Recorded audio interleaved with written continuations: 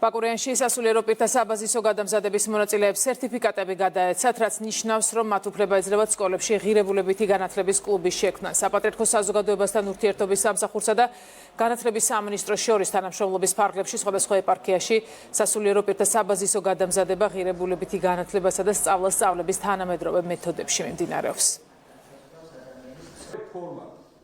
ძალიან გვახარებს, რომ ღირებულებითი განათლება უკვე რეგიონებში გადავიდა და ეპარქიების სასულიერო პირები აქტიურად იღებენ მასში მონაწილეობას. დღეს 50-მდე სასულიერო პირი 4 ეპარქიიდან იღებდა მონაწილეობას და მეუფე თეოდორეს ლოცვა-კურთხევით გადაეცა მათ შესაბამისი სერტიფიკატები.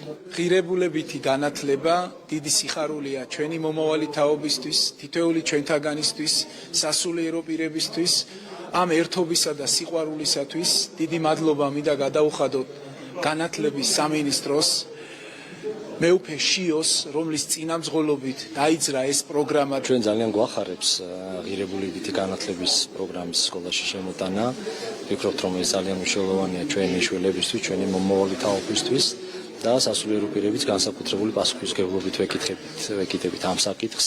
საქმე ეხება სასულიერო პირების უკვე სკოლებში ჩვენ მომავალ თაობასთან ახლოს შეხვედრას, დაკავშირებას და ამ კუთხით იმდენად ამდენადაც ჩვენ საქმე გვექნება მოზარდებთან, ბავშვებთან ძალიან საპასუხისმგებლო და ამ პასუხისმგებლობას ვფიქრობთ, რომ ვაცნობიერეთ ძალიან კარგად.